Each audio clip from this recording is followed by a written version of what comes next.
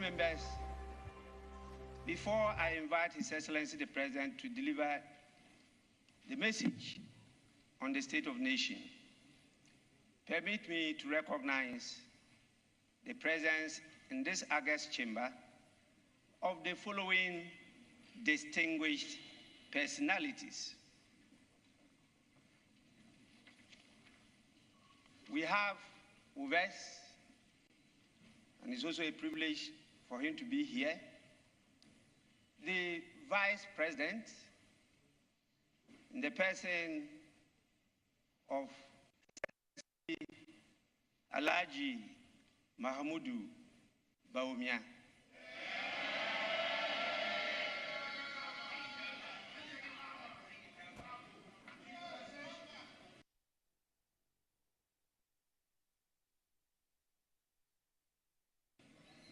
His Lordship, the Chief Justice, the Law Lords, the Chief in charge of all the Law Lords in this country. My Lord, Chief Justice Kwasi Enim-Yeboah.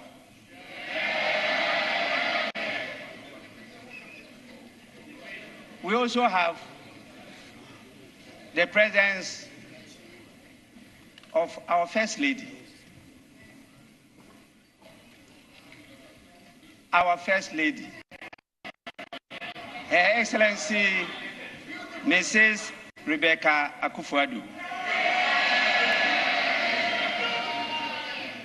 And we have the spouse of His Excellency the Vice President, you know, the person of His Excellency Mrs. Samira Bawumia.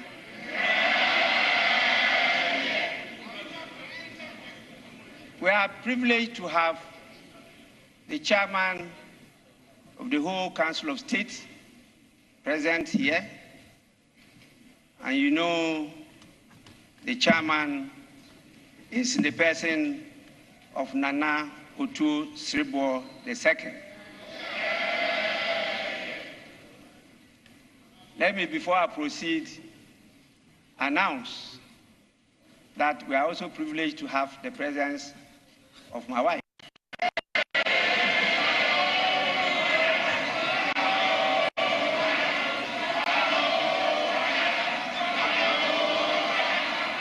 The spouse of the Speaker of Parliament.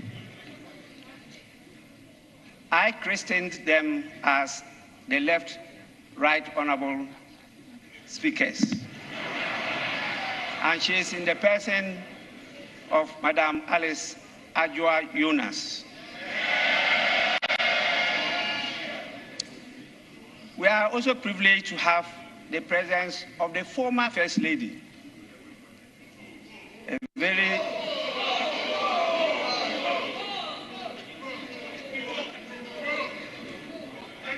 yes, she has been a very bold lady. And in fact, I can confirm that she's been one of the catalysts that has really brought the issue of women empowerment, not only in Ghana, but globally. We have the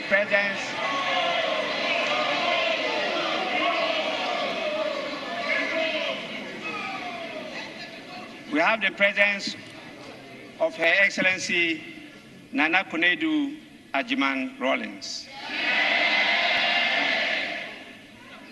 And we have the presence of the chairman of the party in government, the New Patriotic Party, in the presence here. He was, as you know, a former first deputy speaker and also a former second deputy speaker.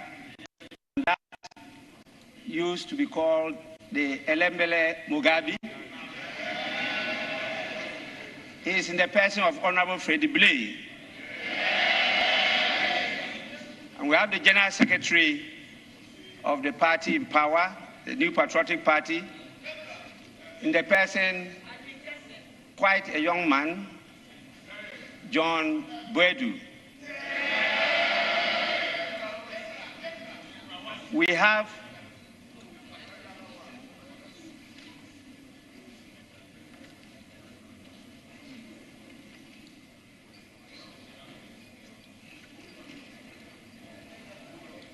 honorable members, my attention has just been drawn that we have with us the whole chief of staff. She used to be in charge of my wives in parliament here. And now she's the chief of staff of the whole country. But I still refer to her as my senior wife. She's in the person of Honorable Akufo-Addo Opare. And we have the General Secretary of the alternative government in the person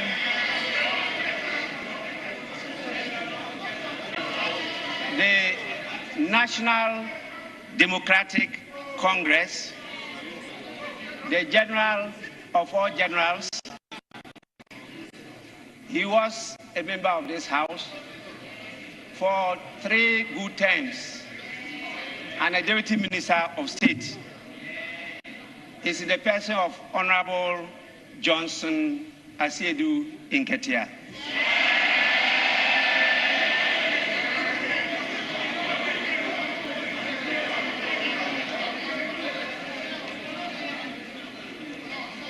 With all this galaxy of important men and women, statesmen, definitely my expectation is that the dignity of this House, the majesty and aura of this House will be enhanced.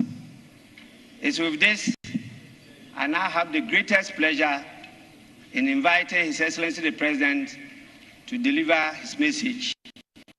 Your Excellency, you may now deliver your message.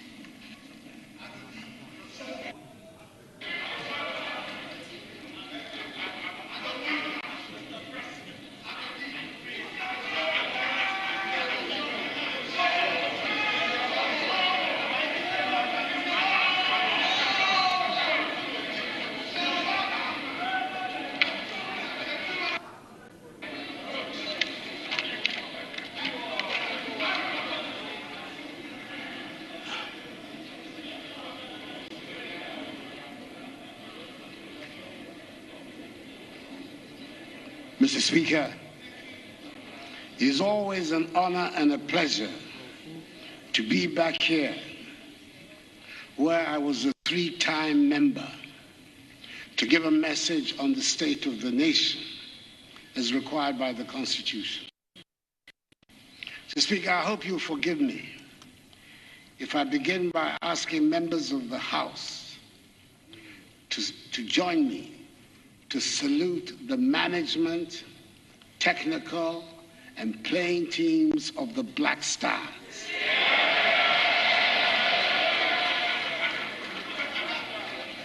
Who against the odds beat the Super Eagles of Nigeria in Abuja yesterday. Their qualification for the World Cup has brought so much joy to Ghanaians, and we're looking forward to an outstanding performance in Qatar. 3 cheers for the Black Stars.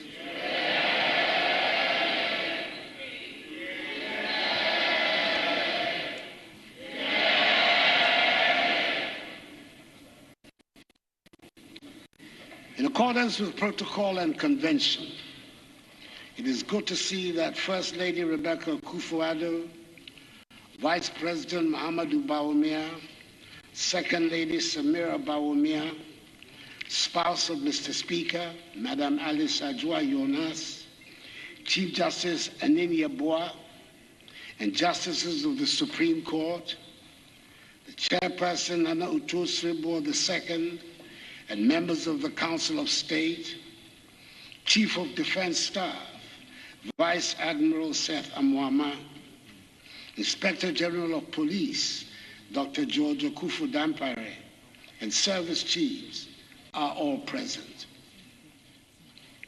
The Speaker, the House is also duly honored by the welcome attendance, virtually, of the former President of the Republic, His Excellency John Agyekum Kufuor, former First Lady, Her Excellency Nana Konadu Agyeman-Rawlings, and the Dean and members of the Diplomatic Corps. Mr. Speaker, from my vantage point as President of the Republic, from the focus point as head of government, from the enviable position of a husband, a father, and a grandfather, I know that there is a general sense of anxiety in our nation at the moment. The Ghanaian people are anxious about the economy, the cost of living, income levels, jobs for young people, and even about issues on which we all thought we had achieved a national consensus. When some are raising questions about the certainties on which we are building the state, it is not surprising that worries about the stability of the government would become cause for heightened tension in the nation. Mr. Speaker, 2 years ago to the day, we were in the midst of a lockdown in the main metropolitan centers of our country. We were truly in the midst of the unknown. It took a while before it even got a name, but a pandemic it was. And the only certainty about it was that nobody knew very much about it. The scientists, the health experts, and the World Health Organization were all united in their view that the virus would cause a lot of devastation. The world before COVID now seems such a long time ago, and the trauma of a world ruled by a pandemic has changed all our perspectives. Back in March 2020, when the first cases of COVID hit our country, we and the rest of the world were in uncharted territory. Fear and sheer terror gripped our land. Probably to future generations, it will look quite obvious what should have been done. But 2 years ago, it felt like we had fallen into a dark, malicious, and terrifying abyss. We could not have been prepared for the catastrophe that hit us. Even the richest economies with the most sophisticated structures were unprepared. Maybe some of us have forgotten what the experts were predicting at the time. Our health and medical infrastructure was woefully inadequate, and we would not be able to cope. There were going to be piles of dead bodies strewn across the streets of Africa. There was a general consensus that we should spend all our energies on resources, on protecting lives. I remember, for example, the discussions about PPEs 2 years ago. Nobody was asking or was interested in how much they cost. Just find them for our health workers, and that was the only consideration. I wonder how many people remember the cost of the first face shields and nose masks that came into our country. I took the decision we would prioritize the savings of lives, and then we would get together to rebuild our economy. Nobody imagined the devastation would be so widespread and last so long. We've had our fair share of COVID deniers and conspiracy theorists, but it is fair to say, Mr. Speaker, that our management of the COVID-19 outbreak has been exemplary and has been so acclaimed by the world. And with the great mercies of the Almighty, we have saved lives. Indeed, the total number of deaths we have sadly recorded, 1,445, represents a minuscule fraction of the total number of deaths on the African continent, 0.6%. I remember a year ago, we were in the midst of the second wave of COVID infections and deaths. There was widespread fear. Again, there was consensus. We should concentrate all attention and resources on protecting lives. By that time, a little more was known about the virus, and the anxiety had shifted to the provision of vaccines. We moved rapidly to secure the provisions of vaccines, first for the frontline officials and workers and those most at risk, and then to the general mass of the population, always relying on the current scientific thinking. We had to learn some very hard lessons, and our belief in the need for self-sufficiency was reinforced when vaccine nationalism was played out blatantly by the rich and powerful countries. Mr. Speaker, the Presidential Vaccine Manufacturing Committee, which I set up to respond to this obvious deficiency, has put in place a comprehensive strategy for domestic vaccine production and the establishment of a National Vaccine Institute to implement the strategy, to enable us to begin the first phase of commercial production in January 2024. A bill will shortly be brought to you in this House for your support and approval for the establishment of the National Vaccine Institute. This pandemic exposed other shortcomings of our country, which have undoubtedly contributed to the anxieties that have befallen the nation. Agenda 111 was born out of this necessity to address some of these shortcomings. At the normal rate of growth, we're not likely to make up the deficit in our health facilities infrastructure for a very long time. Hence the need for a special dedicated program of infrastructural development.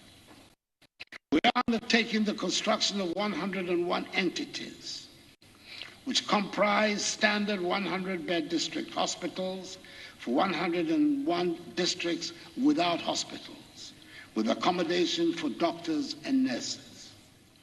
6 new regional hospitals for each of the 6 new regions. The rehab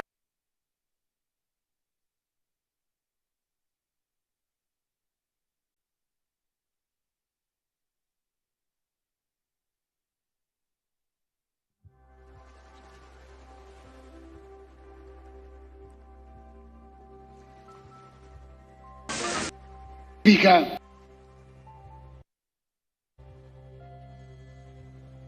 projects, it is evident that the initial schedule we gave for the completion of Agenda 111 was overly ambitious. Identifying suitable sites around the country, for example, has turned out to be even more problematic than had been anticipated. I am now able to say that a great deal of the preparatory work has now been completed, and work has started at 87 of the 111 sites. I've been assured that preliminary work on the remaining 24 sites is ongoing. We have every intention of seeing this project through to a successful end, which will enable me to commission all 111 hospitals before I leave office on 7th January 2025. Mr. Speaker, we have saved lives and fared much better than we had feared and the experts predicted. But the consequences of lockdowns, border and business closures, and unplanned expenditures have combined to have a devastating impact on our economy. The unplanned expenditures included, but were not limited to, the recruitment on a permanent basis of 58,121 healthcare professionals and the payment of extra incentives to our frontline health workers. It took an unbudgeted 1.9 billion cedis to ensure that our children and teaching staff went back and stayed in school safely. Some, including regrettably a few in this honorable House, went as far as to accuse the government of trying to kill Ghanaian children when we introduced the controlled school reopenings. I might add here that in some countries, school closures have lasted for 20 months, and children are only now going back to school. Our children did not lose a single academic year. We provided nearly 5 million households and over 10 million people with electricity and water subsidies at the time they were most needed. In all, data from the Ministry of Finance tells us that an amount of 17.7 billion cedis, 4.6% of GDP, has been spent in containing the pandemic since 2020. Mr. Speaker, the NPP government came into office with a plan to build a resilient economy and set us on the path to prosperity. We were on course, and our performance between 2017 and the beginning of 2020 demonstrates we were making rapid progress.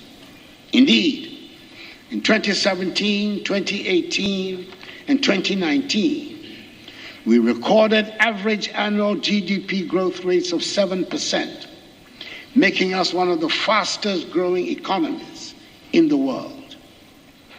We grew the economy from the cedi equivalent of 54 billion United States dollars at the end of 2016 to the cedi equivalent of 72 billion United States dollars in 2020, a 33% increase. Then COVID arrived. This is not something that anyone could have planned for, and the consequences are there for us all to see around the world. The big and established economies of the world have been knocked off their planned trajectory. Countries where budget deficits were unknown and prohibited by law suddenly had to accept huge deficits to underwrite social cohesion. The economic devastation of COVID has since the beginning of this year been further aggravated by the Russian invasion of Ukraine, which has worsened the economic outlook of the entire world. We in Ghana have not escaped this development, and the consequences are being felt in rising living costs at our markets and at fuel stations. The terrible events in Ukraine have a direct impact on our lives here in Ghana. Mr. Speaker, 30% of our wheat flour and fertilizer imports come from Russia. 60% of iron rods and other metal sheets are imported from the Ukraine. and almost 20% of Ghana's manganese is shipped to the Ukraine. The bombs might be dropping on cities half a world away, but they are hitting our pockets here in Ghana.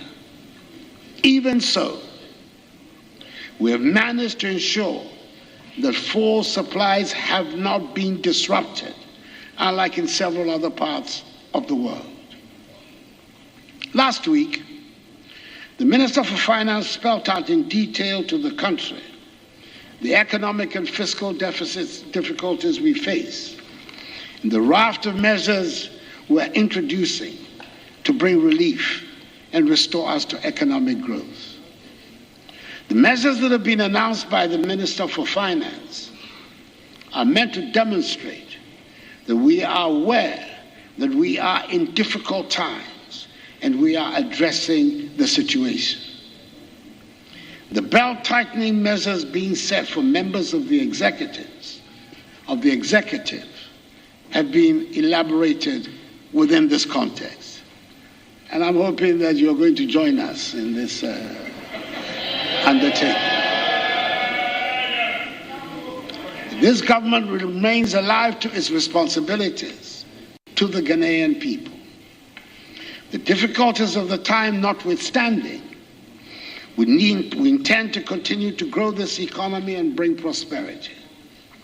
That will only happen when we continue to invest in the future.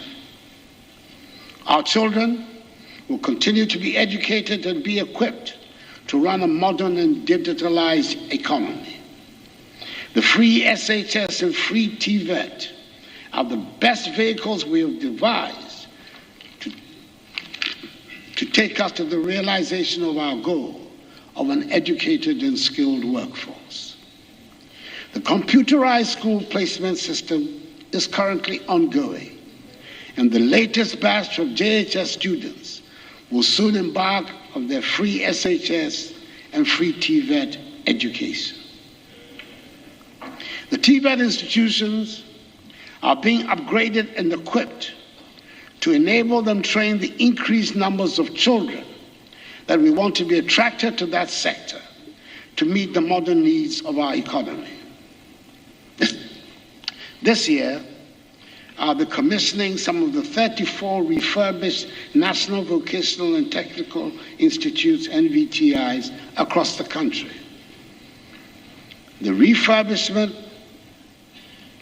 comprises the construction, rehabilitation and equipment of laboratories, workshops, additional classrooms, hostels, and administrative offices. Within the next few months, the construction of 5 technical colleges will begin in various parts of the country. 3 technical institutes will be upgraded to tertiary status.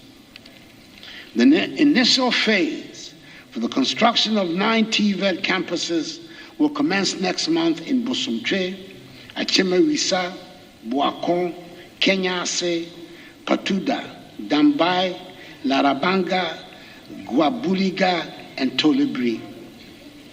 These campuses will have academic facilities, workshops, laboratories, hostels, and staff accommodation, and provide access for training. Government is in the process of securing financing for the construction of 5 STEM universities in 5 new regions. That is Western North, Savannah, Northeast, Ahafo, and Uti regions. Steps are being taken to turn the planned Bunso campus of the University of Environment and Sustainable Development into a standalone independent university focused on the study of engineering. Construction of this campus is set to begin within the next 3 months. Mr. Speaker, there is great potential for our people in the creative arts, fashion, and film industry. We want to unleash the creativity, enterprise, and innovation of our youth by giving them education and skills training in the creative arts. The Creative Arts Senior High School in Kwadaso in Kumasi whose construction is currently 70% complete, will serve as a beacon for many young and talented people seeking a fulfilling career in this field. Mr. Speaker, I recall with nostalgia the end of year 2019, just before the onset of COVID, when the world came to Ghana in that December to remember. And we were the happy place to be at the end of our year of return.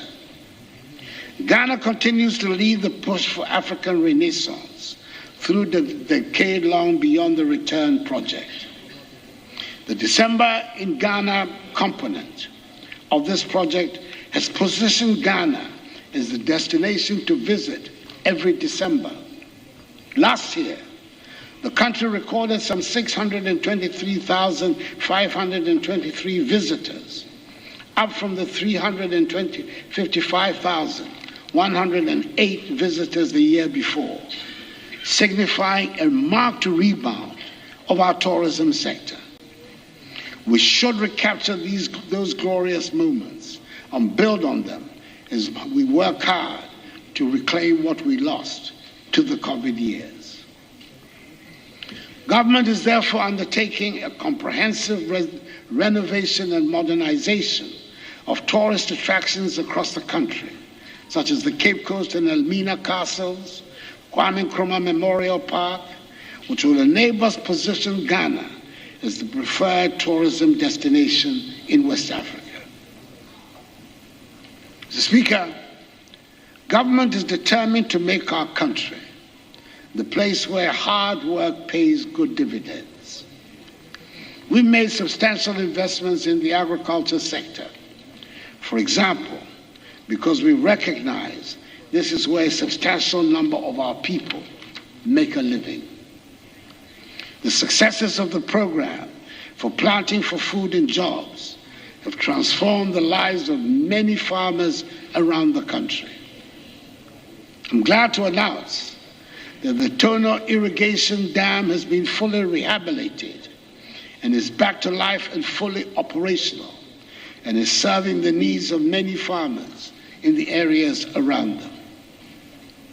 The result of significant investment by my government in the Ghana Commercial Agriculture Project has resulted in the availability of a total of 13,190 hectares of additional irrigable land through the rehabilitation of Tono, Pong, Left Bank, and Pong irrigation schemes for rice and vegetable cultivation. Immediate benefits arising from the scheme include improved rice yields, increasing from 4.5 tons per hectare to 5.5 tons per hectare, leading to increased production and growth in farm incomes. This has benefited some 14,264 smallholder beneficiaries directly, creating some 40,000 jobs along several value chain activities generated from the irrigation schemes. In particular, at the Pond Left Bank Irrigation Project, government through the Ministry of Food and Agriculture has recently engaged 9 large-scale investors in addition to smallholder farmers at the Pond Left Irrigation rice, maize, and vegetables on 1,300 hectares, using modern production technologies to achieve improved productivity and production within the next 3 months. Government has also invested in the vegetable sector through the Ghana Peri-Urban Vegetable Value Chain Project.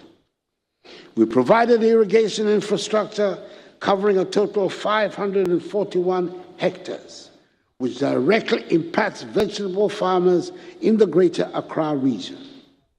In addition to these farmers, we've also provided inputs and technical support to vegetable farmers at Hikpo in the Volta region and Asokwa in the Ashanti region.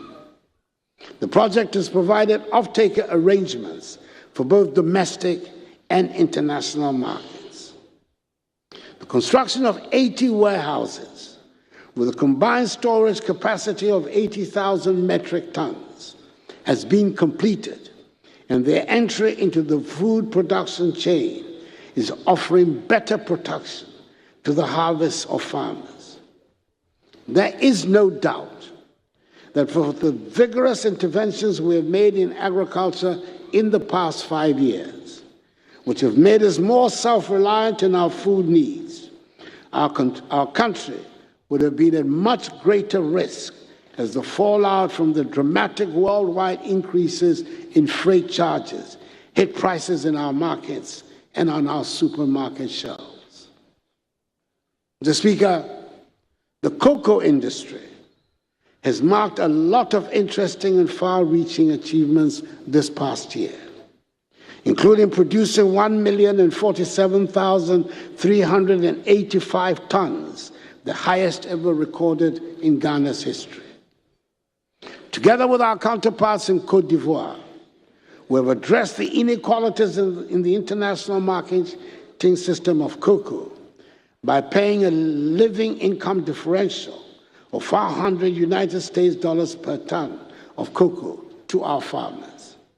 This is a remarkable initiative that cushions the income of the Ghanaian cocoa farmer, the backbone of our economy. I want to draw attention to one other innovation in the industry that appears to be a small item. A non-adjustable electronic weighing scale has been introduced for the purchase of cocoa from our cocoa farmers. This scale, which was introduced at the start of the cocoa season in October, has been approved by the Ghana Standards Authority. It cannot be tampered with by purchasers. Not many people outside the cocoa industry will realize the significance of the introduction of this little bit of technology. But it brings to an end one of the main sources of distrust between cocoa farmers and officialdom.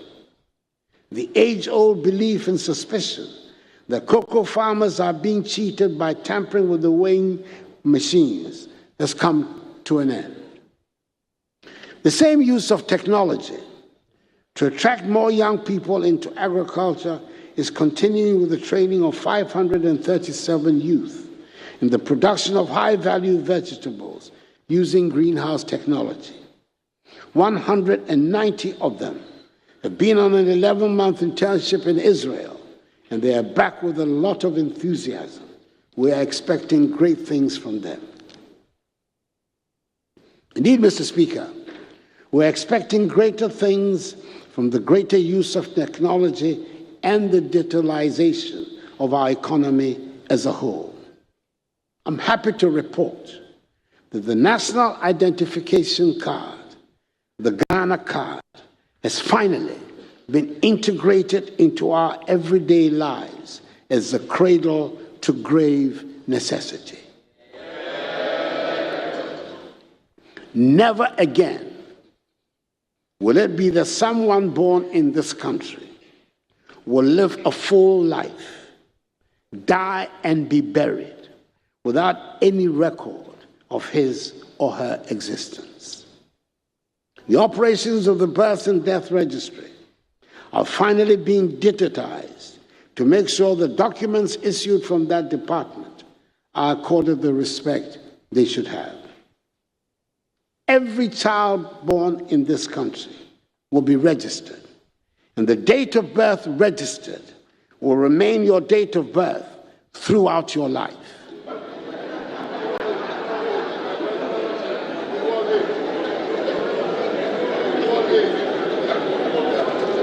Mr. Speaker, there will be no school age, no football age, no SNIT age, and no official age.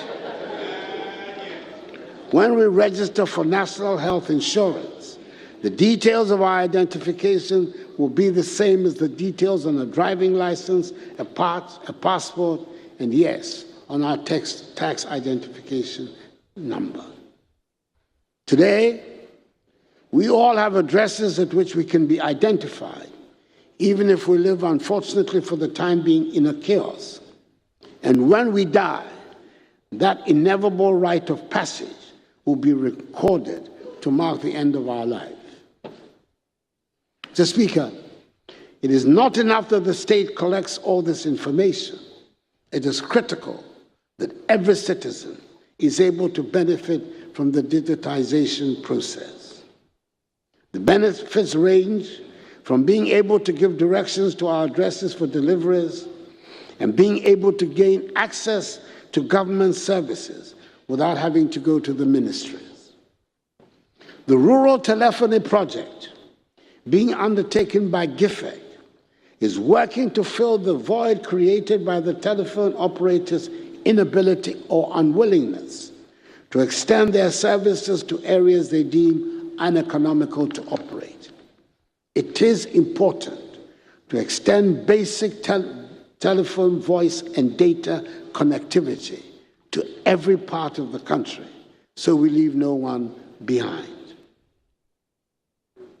Mr. Speaker, I've spoken on other occasions about the digitization of port operations, or what we now call the paperless port.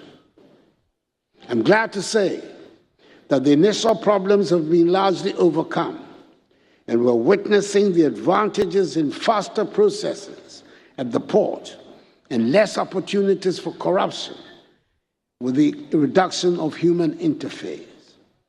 ICOMS, when it was introduced, provoked a lot of controversy. At the moment, we're seeing the benefits. Indeed, customs revenue, prior to the implementation of ICOMS, for the period June 19 to May 20, stood at 11.5 billion cedis. Between June 2020, the start of ICOMS, and May 2021, teething challenges, ill-considered propaganda, and the impact of COVID-19 on global trade notwithstanding, customs revenue has increased by 27.6% to 14.36 billion cedis. Indeed, customs revenue for 2021 stood at 16.8 billion cedis, as opposed to 20.3 billion cedis in 2019, when ICOMS had not been implemented. The digitization of hospital records has started through the Lightwave Health Information Management System. We started with the teaching hospitals, and we plan to work in a phased approach to cover every health facility in Ghana. I'm sure this will be a welcome innovation for all. We have learned the very hard way. The first step to prosperity in Africa is for our countries to trade among each other. It is the reason we campaign for and supported and proudly host the Continental Office of the AFCFTA. Trading under the African Continental Free Trade Agreement officially commenced on 1st January 2021, and Ghana was the first country in Africa to establish custom procedure codes to facilitate trading under the AFCFTA. We've established a national AFCFTA coordination office to facilitate activities. We have high hopes that the AFCFTA office, which we proudly host, will bring urgency to growing trade amongst the African states. Possibly, and probably, the most significant steps towards making this African trade possible was taken in Accra a few weeks ago with the launch of PAPS, the Pan-African Payment and Settlement System. This is a leading-edge technology connecting African banks, payment service providers, and other financial market intermediaries to enable instant and secure payments between African countries. It means a trader in Ghana can order supplies in Kenya with cedis and buy it in Kenyan shillings and not have to go through dollars or euros or pounds sterling. This will simplify the historical complexities and costs of making payments across African borders and provide operational efficiencies to open up vast economic opportunities for all stakeholders. It means we have a simplified process that reduces the costs and complexities of foreign exchange for cross-border transactions between African markets and enables innovation in cross-border trade and access to new African markets. Mr. Speaker, if we campaign so hard for the opening up of trading among African states, we had better have something to sell. I'm glad to report that despite the adverse effects of the COVID-19 pandemic on firm-level production and productivity, as well as the disruption in global supply chains, the manufacturing subsector showed significant recovery last year. Manufacturing recorded an average growth of 7% in the first half of 2021, compared to 0.7% in the corresponding period in 2020 at the beginning of the pandemic. Our flagship One District, One Factory initiative is being implemented with business promoters being empowered and supported to establish new factories or to transform existing manufacturing enterprises to contribute significantly to job creation across the country. Mr. Speaker, through the 1D1F initiative, the Made in Ghana label is being stamped on a wide range of products proudly manufactured in Ghana. Out of a total of 278 1D1F projects at various stages of implementation in all the 16 regions, 106 factories are currently operational. 148 are under construction, while 24 projects are at mobilization stage. Mr. Speaker, in order to bring the youth on board the 1D1F program, 58 out of the 278 1D1F projects have been developed as enterprises fully owned by youth groups with direct government support.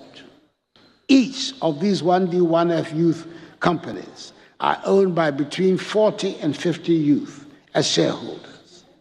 In addition, 5 medium-scale state-of-the-art agro-processing common user facilities have been established with direct support from government and are owned by various groups of farmers whose farming operations have previously been undermined through lack of processing facilities.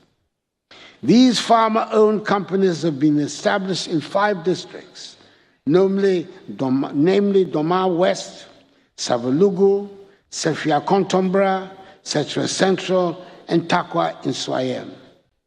They cover oil processing, rice milling, and the processing of maize into maize grits. Mr. Speaker, quite a number of global vehicle manufacturing companies have set up assembly plants here in our country and started producing vehicles for our market and for the West African market. The well-defined Ghana Automotive Development Policy we outlawed in August 2019 has facilitated this welcome development.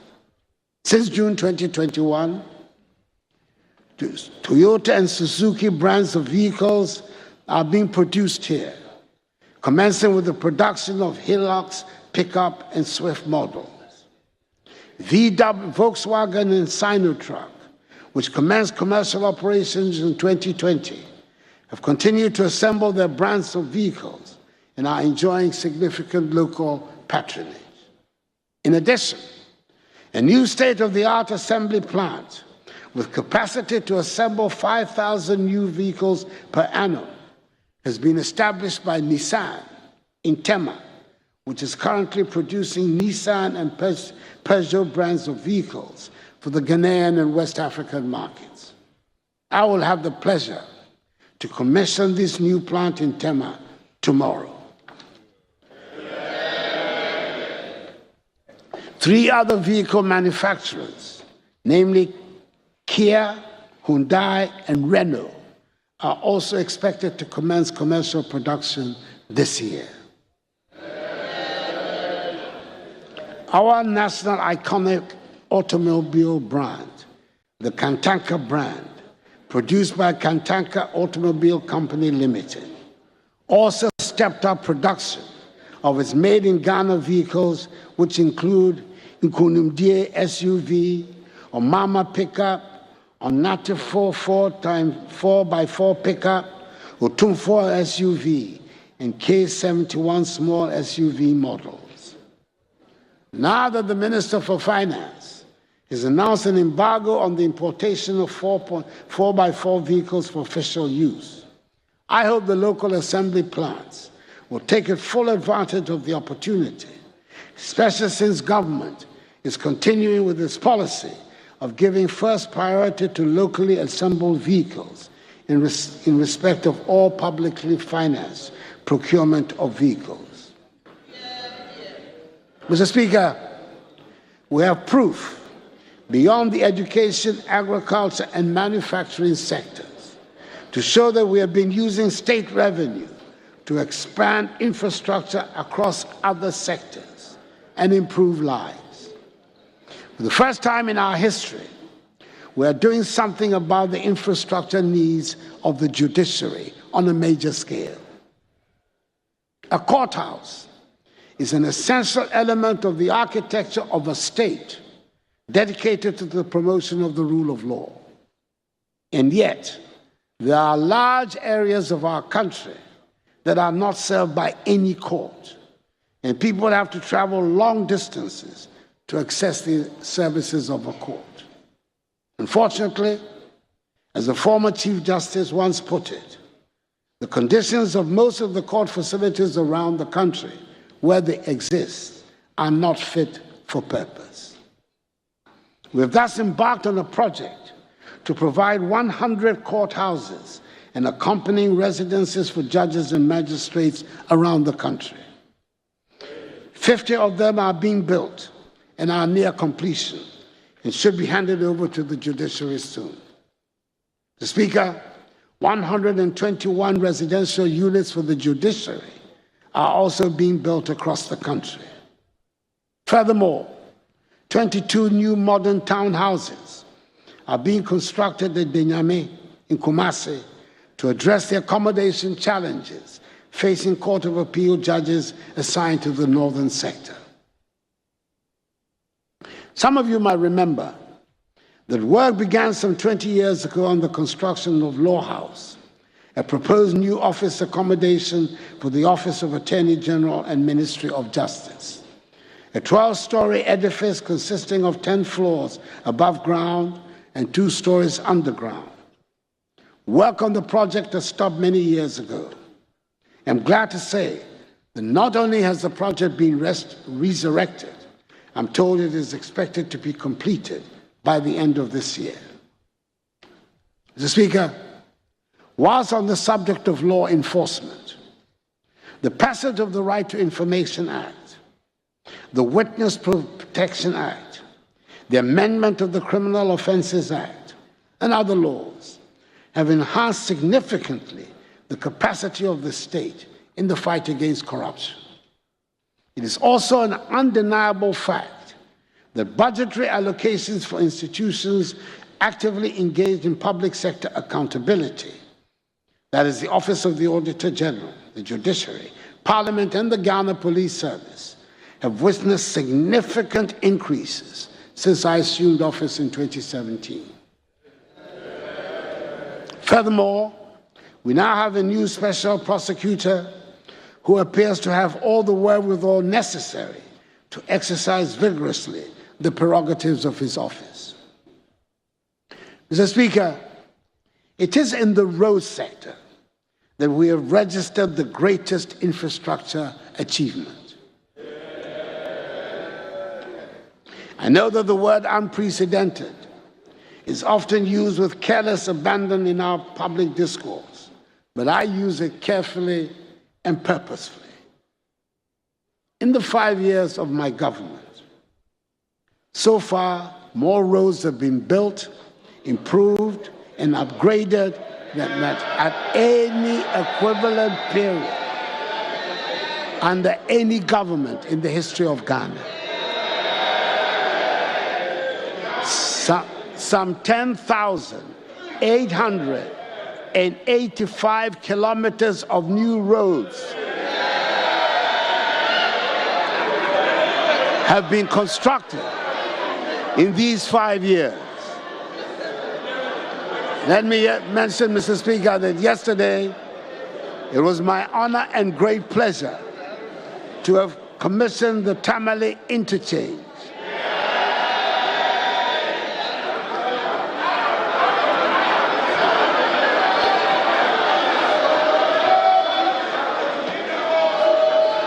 The first such interchange in the northern sector of our country, which the people of Tamale gladly celebrated. I considered it to be a most satisfying birthday present. We intend to continue with the building of roads around the country to accelerate the opening up of our country. Excuse me. Mr. Speaker, we have kept to our promise and kept the lights on in spite of worldwide upheavals in the energy sector and in spite of the huge legacy debts we inherited. We've almost completed the process of restructuring these debts to reduce their crippling effects on our public expenditure. With the introduction of more bulk supply points in areas such as Kasoa and Pokuase, power transmission has improved tremendously in the southwestern and northwestern parts of Greater Accra. Power lines are getting upgraded to reduce commercial and technical losses and increase transmission capacity. Under the National Electrification Scheme, a total of 279 communities have been connected to the national grid. This has increased the national electricity access rate from 85.7% in 2020 to 87.3% as of January 2022. 487 more communities are at various stages of connection and completion. We are on course to achieve our ambition of universal access to electricity by the end of my term as the President of this country. The accommodation problems, Mr. Speaker, facing the military have long been matters of national sadness. I'm glad to say that the first stage of the military housing project, dubbed the Barracks Regeneration Project, has started with construction going on at all garrisons across the country. The military academy at Teshi is being modernized, and we're keeping our armed forces retooled and equipped to enable them to live up to their duties. Each of the different branches of the armed forces, the Army, Navy, and Air Force, has received significant financial assistance to upgrade its logistical bases and strengthen its capabilities, and its welfare requirements are being substantially addressed. We're building modernized armed forces with higher numbers of personnel that will be fit to meet the demands of the 21st century. The protection of our borders puts extra burden on the military, especially since there's increased terrorist activity in the region and instability in many of our neighboring countries. 15 forward operating bases, or FOBs as they are called, are being constructed across the country to help in the prevention of cross-border crimes and terrorist activity. Mr. Speaker, I believe we can all testify that our police service is undergoing a great improvement and a change of image before our very eyes. During times of anxiety, we need a responsive police service to boost the confidence of the population, and it is good to see the police rise up to the challenge. Nothing starts people off in a bad mood more than the driving habits and traffic jams that create chaos on our roads and make every road journey a nightmare. Gradually, the police are bringing order to the roads, and we all now know that the law is no respecter of persons or vehicle types. I urge all of us to cooperate with the police to perform their duties to enable all of us go about our lives in peace. I'm happy to state the government has been able to provide much-needed modern equipment for the service, and we're constructing 320 housing units at the National Police Training School, which are at an advanced stage of completion. Work is also going on the construction of a huge barracks complex at Kwabinya to replace the one adjacent to the VLA at 37, where the conditions of living are poor. Mr. Speaker, together with the implementation of a number of operational and personal welfare interventions, the morale of police officers has received a considerable boost. And today, public-focused interventions instituted by the Inspector General of Police have resulted in a better police-public relationship. The police service is gradually regaining the trust and confidence of the public under the leadership of its new Inspector General of Police. Mr. Speaker, as I indicated last year would happen, a national dialogue on illegal mining was held under the auspices of the Lands and Natural Resources Ministry in Accra, as well as in two other regional ones in Kumasi and Tamale. If ever the support of all citizens was required to make something work, it is in the battle to end illegal mining and restore our lands and water bodies back to health. We have declared river bodies and forest reserves as red zones for mining. We have suspended the issuance of all prospecting, exploration, and reconnaissance licenses for minerals in forest reserves. Launched Operation Halt 2 to help rid our water bodies and forest reserves of illegal miners. Revamped the community mining scheme as a more sustainable and greener safeguards to replace illegal mining.